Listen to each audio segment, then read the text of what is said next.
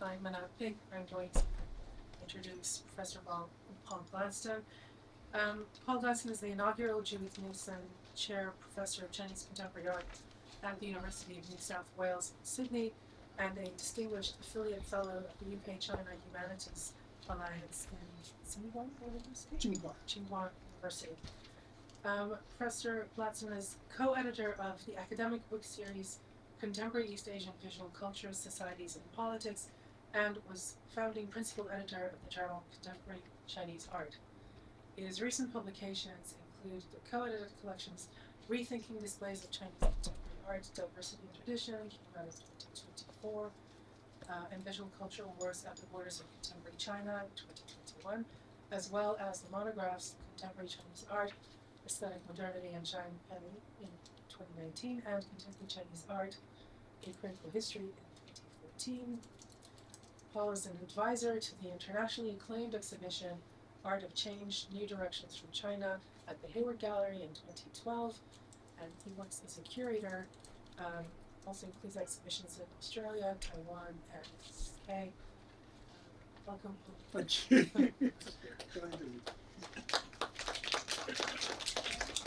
Good to see everybody. It's a real pleasure to be here. So thanks very much to Kiki and all everybody else who's involved in this fantastic workshop.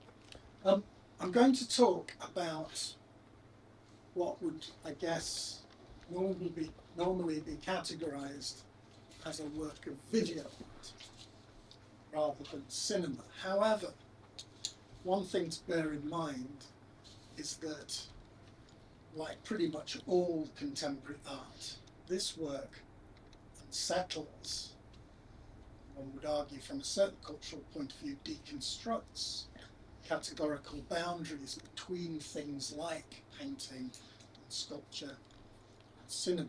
It doesn't necessarily conform to any of those categories. So I didn't intend this. David and I didn't collude, but in a way this is a kind of foil to what those kind of very interesting things that David was saying about Daoism and how it might resonate with the interpretation of the moving image, whether that's categorized as cinema or, in this case, visual art, contemporary visual art.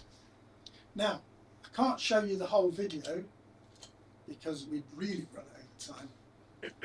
But if you want to see it, just go to the School of Oriental African Studies, go to the SOAS Gallery, and I've just curated, been the lead curator for this exhibition, Invisible Spectrums, which is a collection of contemporary video art from the Sinosphere.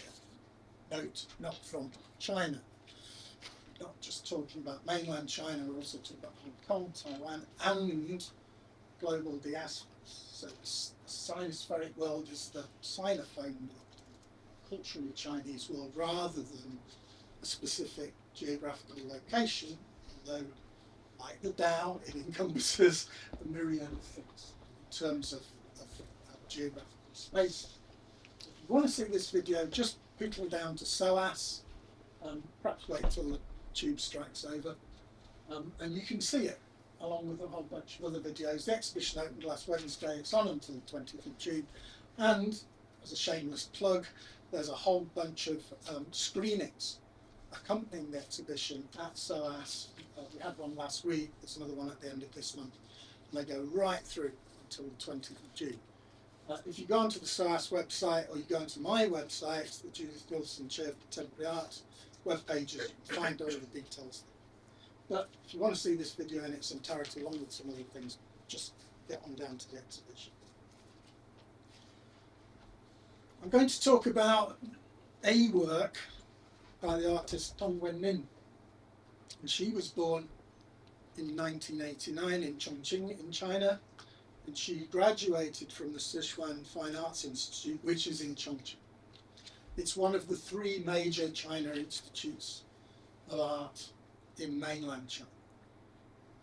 And she hasn't moved very much. She lives and works in Chongqing, China, although she's very much an international artist and has quite a substantial and growing reputation in the art world. Now these are her words, which she probably wrote in Chinese and then translated into English, and then they were edited, I think probably by me, for idiomatic reasons. But this is her statement about her work. There are others. Tong Wen-min's work often focuses on the intersection between individual perception and the external environment, stimulating visual poetry and inspiring action through behaviours that at first seem counterintuitive. Her work hints at the allegorical character of the body as action within a semantically rich context. I'm not going to explain her work. I don't think there's really anything in a kind of obvious linguistic or semiotic sense to explain. I don't think there's a given narrative. I don't think it's telling us about a very specific set of ideas conceptually, or a particular social or cultural situation, although in a sense it does all of that. But it's not specific. She constantly blurs the boundaries between what you think you know and what is going on in her videos. There's an unfolding sense of being and non-being in relation to the horizons of her work, which could be defined as Heideggerian or Taoist if you wish. And as I'll point out in a moment, it's a transcultural work. Tong Wen-min is operating within an international art world where she's situated in relation to a Sinophone culture and habitus or set of habituses, and a European American tradition which has been appropriated as part of the definition of what we think of as contemporary art.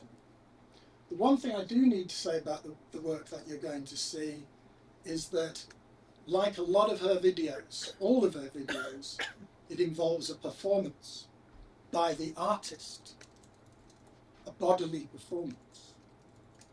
She does these in different parts of the world for different reasons. The key thing here is that the performance is not prescripted or rehearsed or premeditated. It doesn't follow a set of preordained choreographic moves. The performance is as the artist finds it in the moment. If Tong Wen-min is in the midst of a performance and she feels that she's strayed into the premeditated, or she's strayed into the conventional, or she's not doing something which is spontaneous, then she just stops and the whole thing is scrapped. There's no going back. There's no, oh, we got that wrong, let's try and do it again. The whole video, the whole situation is scrapped and she has to move on to something else. If you want to get a bit of background to that, there's a recorded video of me talking to her in Shenzhen at the end of last year where she talks about that and a whole range of other things, like her repudiation of European American philosophical ideas of the gaze, which is very interesting to listen to. But you can find that again on my website.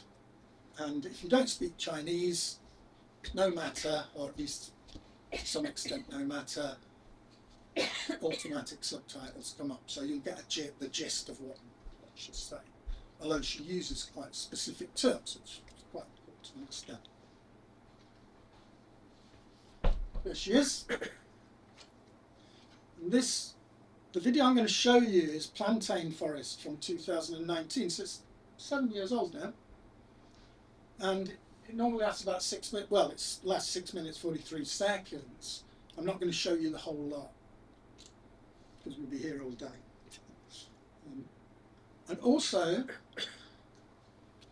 bear in mind what David was saying. He gave some very interesting pointers to the way that Daoism might resonate with the interpretation of cinema, but also this this work of video art, specifically this transcultural work of video art, which has a relationship to a Chinese cultural habitus and another cultural tradition, the tradition of modernist, postmodernist and contemporary art from a European American perspective.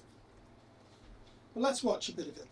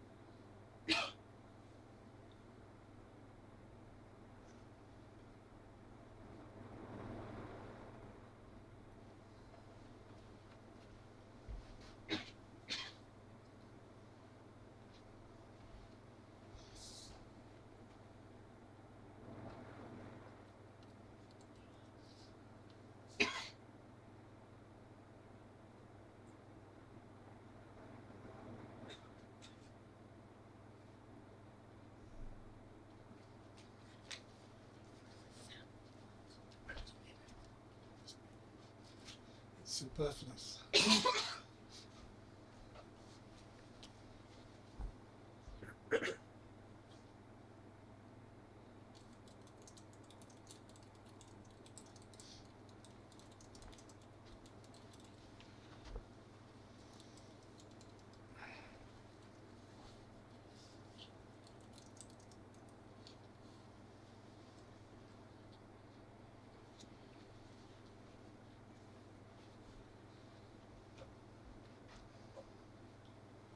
Bearing in mind some of the things I've already said, contemporary works of video art from the Sinosphere share, or can be interpreted as sharing, in the defamiliarizing potential of avant-garde, modernist, postmodernist and contemporary art, produced in European, American and other westernized contexts. Video is, by its very nature, involves the collage montage, the cutting out, editing, and montage of images excised from the visual realm. That displacement over time constantly changes how one might read, relate, or interpret the work. What I'm asking you to think about there is a post-Duchampian world. The world after the ready-made, where 19th, 18th, 19th century romantic ideas of art, which lasted into the early 20th century, were effectively deconstructed, where the artwork, the urinal presented as artwork, is both artwork and non-art work. It is both sculpture and not sculpture. It has spirit and none. That's a very crude explication, but effectively that's what the Duchampian and post-Duchampian defamiliarizing artwork does. It deconstructs any categorical distinctions while also upholding them. It challenges meaning through productivity of meaning. It's not, deconstruction is not destruction. It's the negation of authoritative meaning through productivity of significance. The urinal becomes an artwork, but it is both and neither.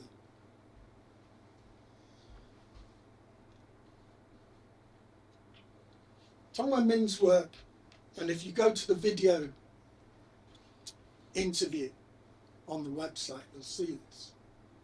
There's a discussion about the relationship of her work to the Chinese classical aesthetic tradition and how that might be seen as the traces of that as still informing a Sinophone cultural habitus or series, set of habituses in different places and at different times. One of the things discussed is Daoism, and particularly in relation to Wen-min's striving to produce performances that are spontaneous and unpremeditated and in keeping not only with nature, but as she sees it, the cosmos. Those two aspects of contemporary sinospheric art resonate with one another. They reciprocate one another. The former imputes a sense of contemporaneity, while the latter gives the work, or lends to the work, a kind of localized cultural definition. And this isn't just video. There was early modernist art in China at the beginning of the 20th century. You know, avant-garde art groups like the Storm Society, and then of course a lot of that was overrun by socialist realism before and during the revolutionary years, which itself was very diverse. But contemporary art in China really sort of starts to emerge into the public sphere at the end of the 70s and into the 1980s. And in every single case, you can find this, at least this dual aspect, and to complicate matters, sieved through or translated through different spaces. In China, modernist, so Xiandai issue and Dangdai issue, they're all mediated, and in many cases mediated through ideas coming not only from Russia but also Japan. So this is a complex transcultural situation.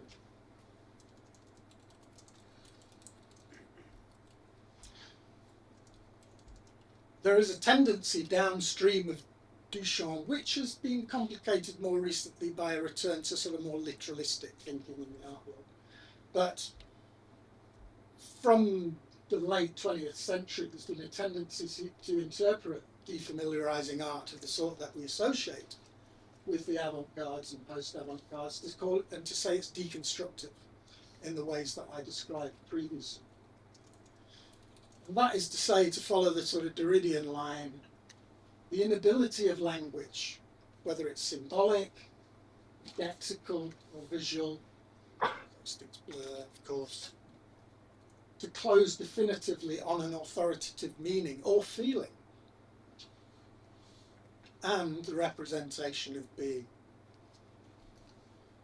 Now, where that derives from is from that kind of post-structuralist tendency in thinking the critical turn at the end of the, in the kind of latter third of the 20th century, particularly Derrida, but also other writers like Christeva, and even Deleuze. Deleuze's writings were conducted in a constant dialogue, critical dialogue with Derrida. So when you read his work, he's constantly struggling with what Derrida is saying. Deleuze probably, out of all the post-structuralists, and Guattari, of course, probably remain the most categorical and classical out of all of those things. But Derrida, not so much.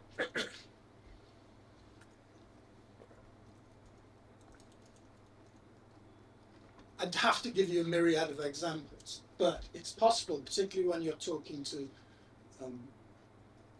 contemporary artists and modernist artists from Chinese-speaking contexts, to see the traces of classical Chinese tradition, aesthetic tradition, and philosophical tradition, which of course is the wrong word.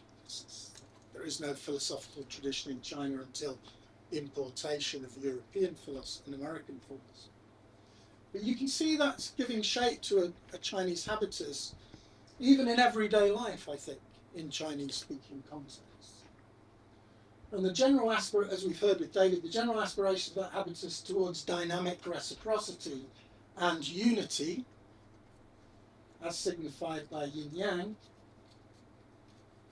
contrasts with the oppositional dialectics and serial disjuncture of European American avant-garde modernist and postmodernist culture. And I want to make a kind of unsafe distinction here, in that deconstruction is intended to demonstrate the impossibility of any form of metaphysical unity. In the earliest writings of Derrida, that's his target, that's his critical target. The inability of language to close on anything like that. As we quite rightly heard, unity doesn't, in the Chinese context, certainly before the ingress of European American philosophy, it doesn't mean unity in a European philosophical sense. It means the bringing together of the myriad of all things, which means to say the bringing together of utter diversity without reducing those things to a single metaphysical term or state of being. So we mustn't confuse the metaphysics of Chinese thought, classical Chinese thought, with the metaphysics which Derridian deconstructivism is aimed at criticizing. They're not the same. Nevertheless, there's a kind of non/rationalist structure both to classical Chinese syncretic thought and deconstruction or deconstructivism. Différance in deconstructivism has a kind of similar structural non-rationality to the reciprocity towards which yin-yang points. But deconstructivism and Daoism, and more importantly the wider syncretic Chinese intellectual tradition, they point in quite different directions in the end. Deconstructivism does not uphold the idea of a metaphysical unity, whereas there is still a sense, albeit a specifically cultural sense of unity in the Chinese context.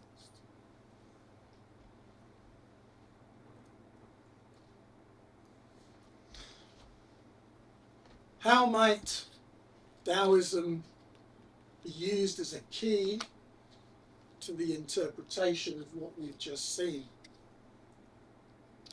Well, as I say, I don't think there's any fixed meaning.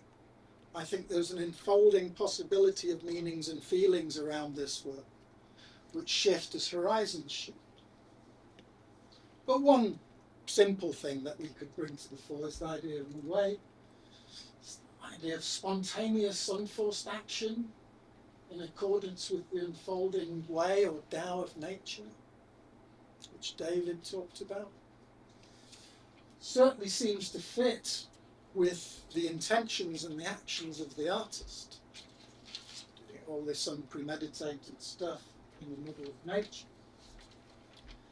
But I don't want to dwell on that. I think that's an obvious thing to say. I want to talk about the transcultural construction of the work and its possible meanings. Now, I don't have time, and I think best left open to further discussion. to go into the implications of this. I'll simply say it and leave it hanging there to some extent for us to talk about. And actually it's that active or constructive reading which is important here. We're not looking to uncover a meaning, but to construct meaning.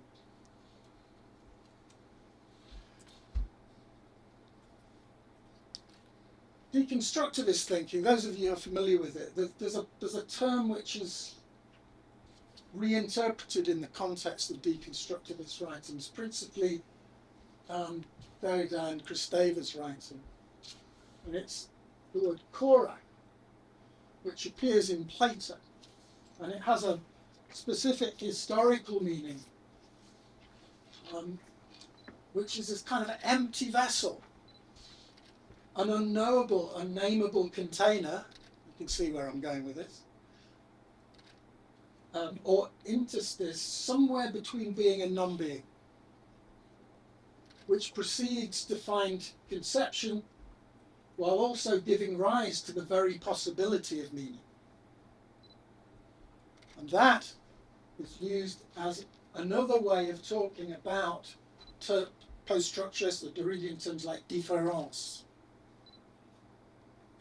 The differing and deferring between signs, which Derrida says is the observable place of the construction of meaning, which in a Heideggerian sense unfolds over time and unfolds in relation to different places.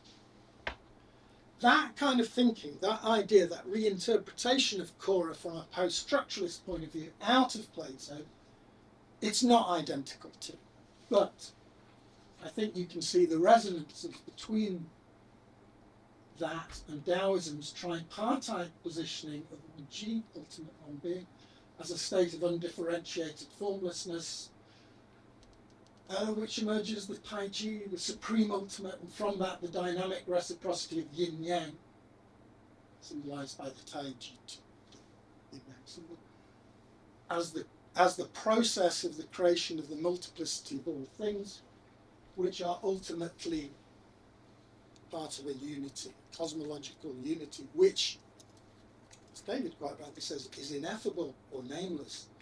The minute you think you can pin it down, it's like string theory. It's moved.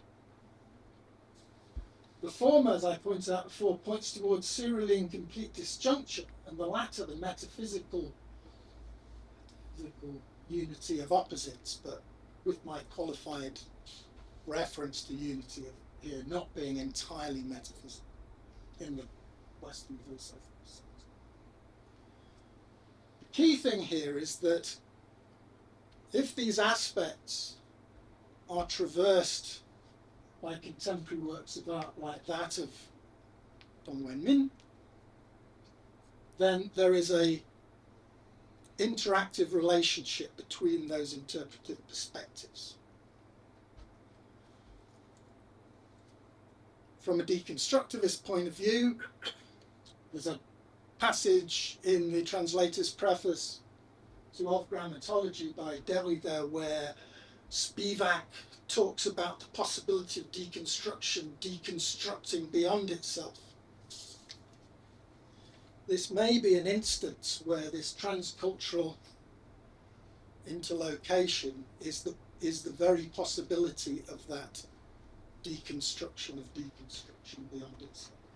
And from a Taoist point of view, which is also a syncretic classical Chinese point of view, because Taoist ideas of yin-yang precede Taoism itself and are immemorial to the Chinese cultural habitus, there is a reciprocal interrelationship between those things which is made open to a kind of remotivational supplementarity that takes Taoism beyond itself. The final thing to say is, you've all seen Duchamp's urinal. Is it a urinal? Is it a work of art? Well, the point is, you can adopt one position or the other. You can be conservative and say, it's not a work of art. Or you can be quite avant-garde and say, yes, it is.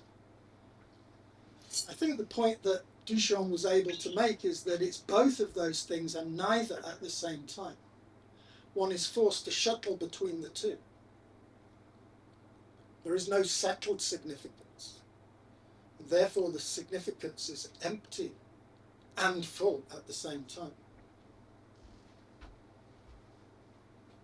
By making works of art that traverse those cultural boundaries and those cultural definitions, I think one is forced or compelled or invited, probably more accurately, to rethink these specific cultural categories of the Chinese perspective, intellectual classical tradition perspective, and the deconstructivist perspective, which we have to go beyond those things. We cannot simply stay within those things. It is not a matter simply of continuing with one or the other, but of having to rethink the ontology and non-ontology of both.